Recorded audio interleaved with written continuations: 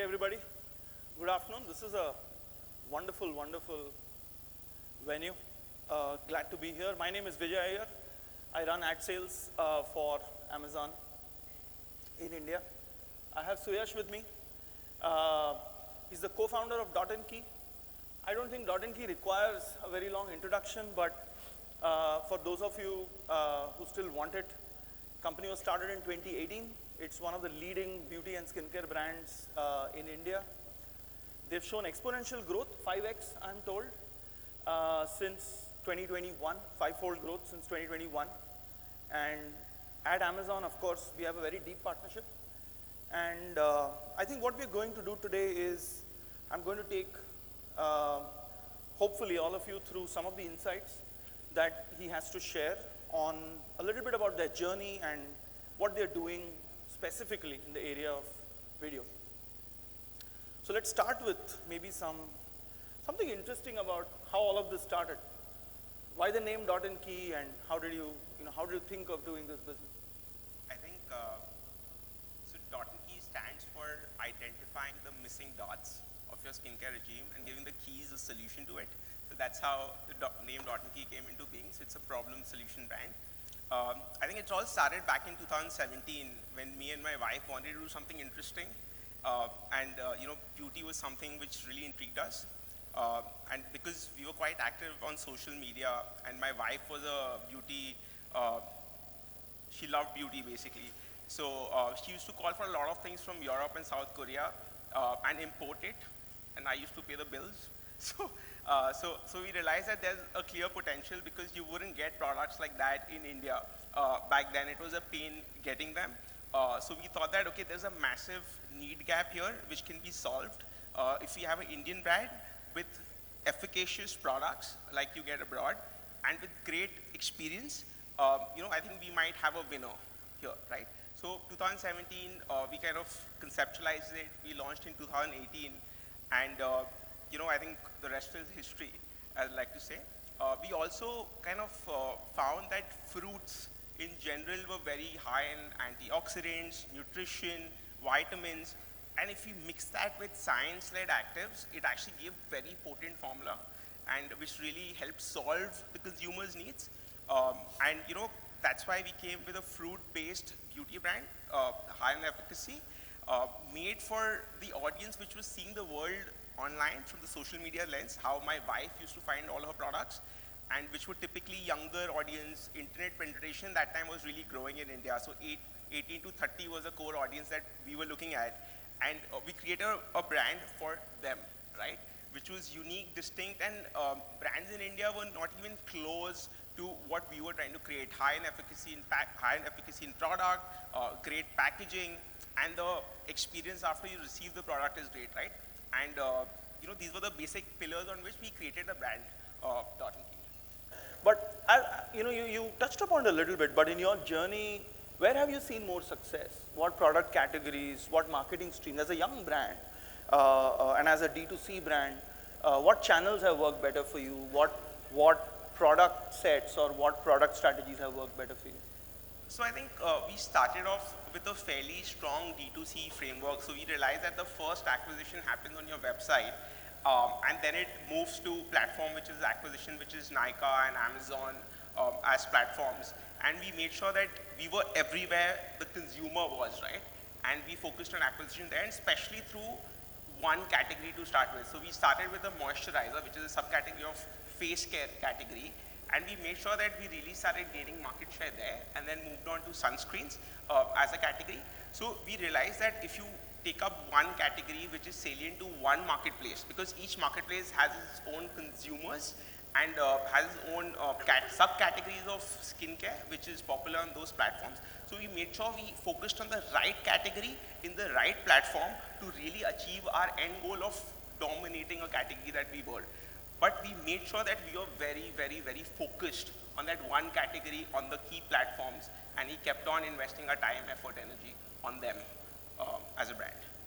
Yeah, I mean, as someone who's a partner with Dot & Key, I can tell you that they have relentless focus.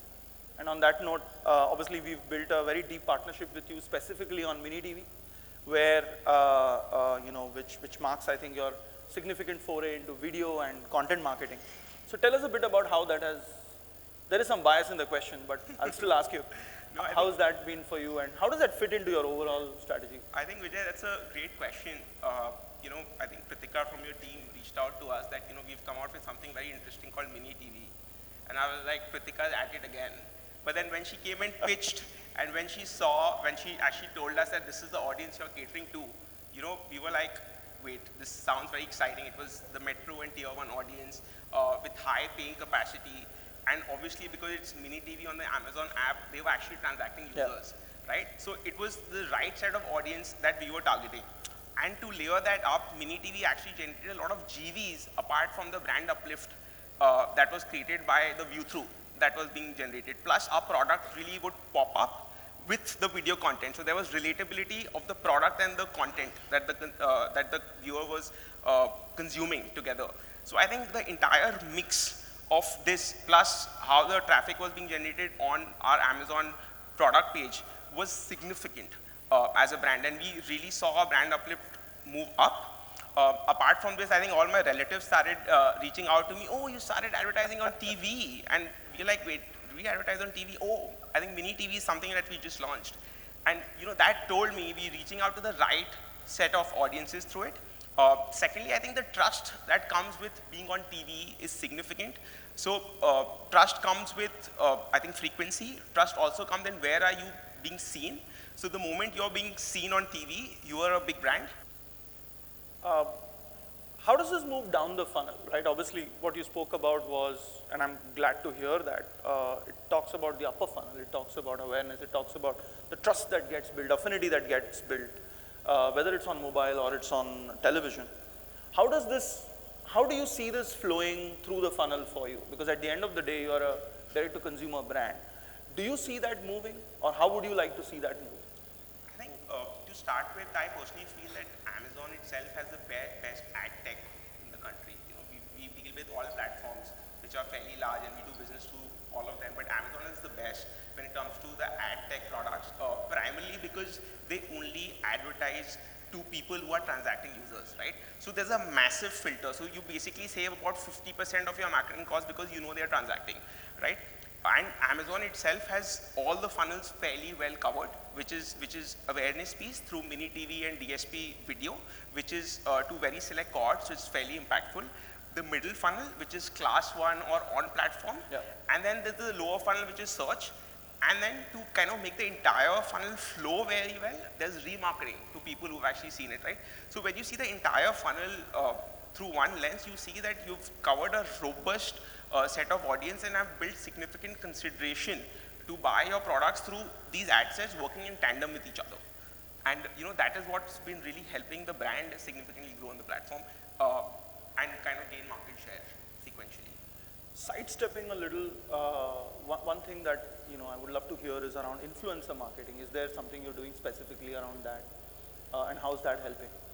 I think content marketing is what's really working, and people want recommendations because as people are social, a lot of people actually now spend a lot of time on social media and mobile phones, which is making them interact less with people in general.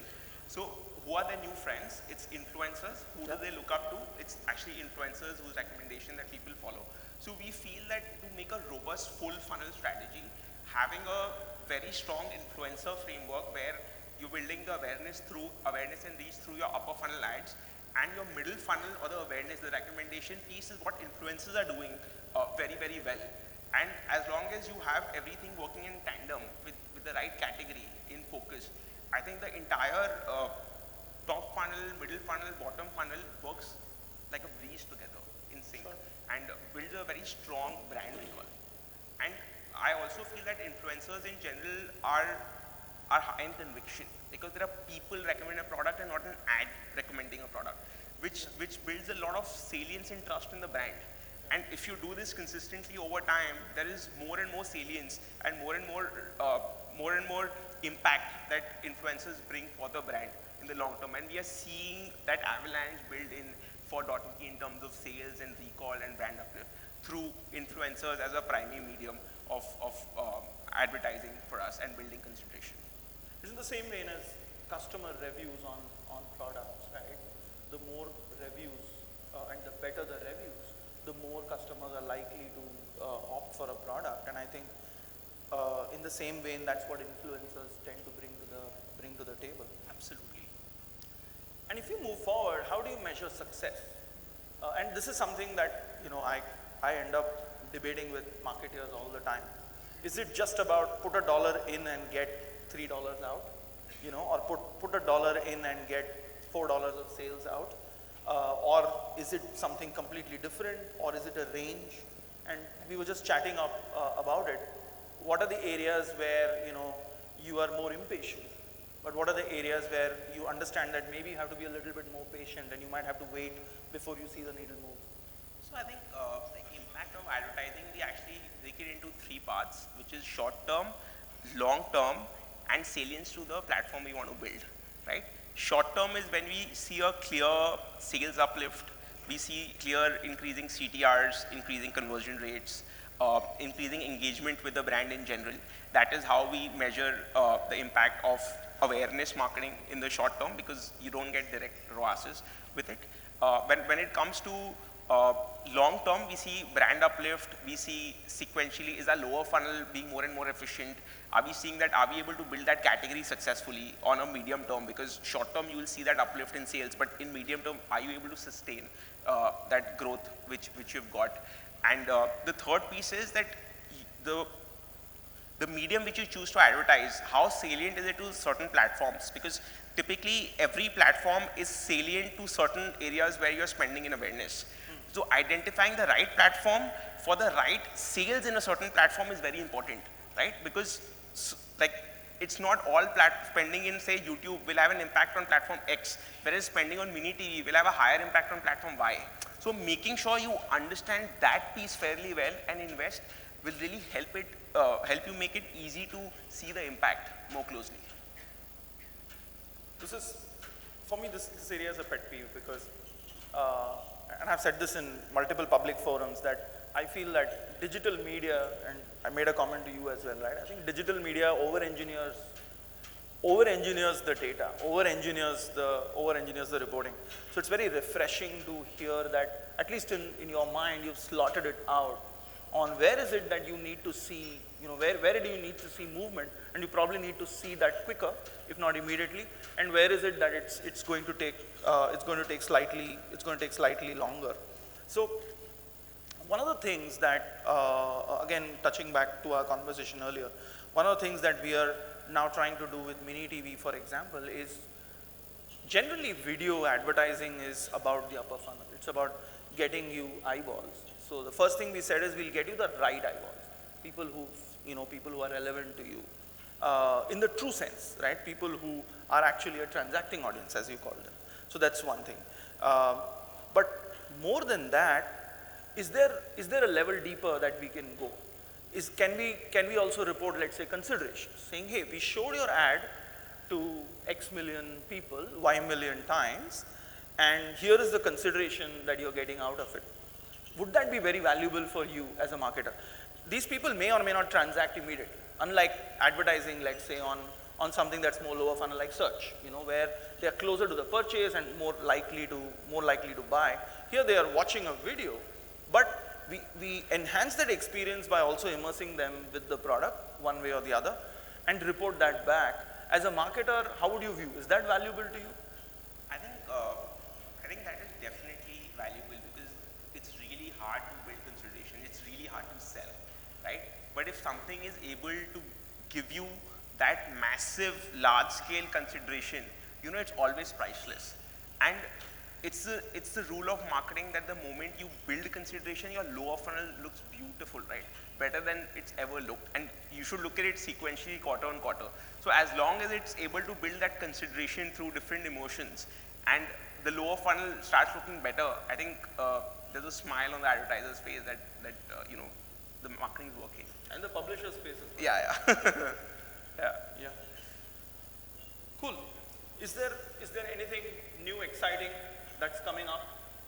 I can tell you a thing or two, but of the things that we are trying to do as experiments. But anything that you want to share, anything that you would want to, to talk to or to tell marketers here or agencies here?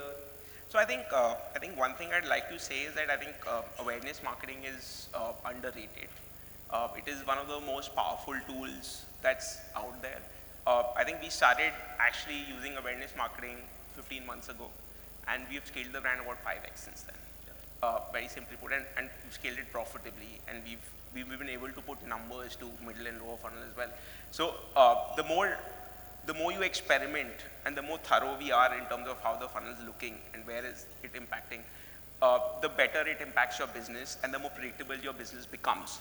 So I think marketing starts looking like an investment center more than a cost center at that point of time, and that's how we should look at marketing, especially digital marketing, which has all the data points that you require to see how it's working for you. And that's my one takeaway from the entire marketing piece, and which I always talk about. Yeah, I agree, and I think one of the things that we probably don't do enough of, and I think some publishers do a better job of it than others, is experimentation. You got to keep trying. You got to keep trying new things, right? Not because you don't know what will work, but because you want to enhance or make the sandbox in which you're operating larger and larger, and develop new dimensions of points of view. That's one area that kind of ties into what you were saying. Thank you, folks. Thank you. Thank you so much, Suyash.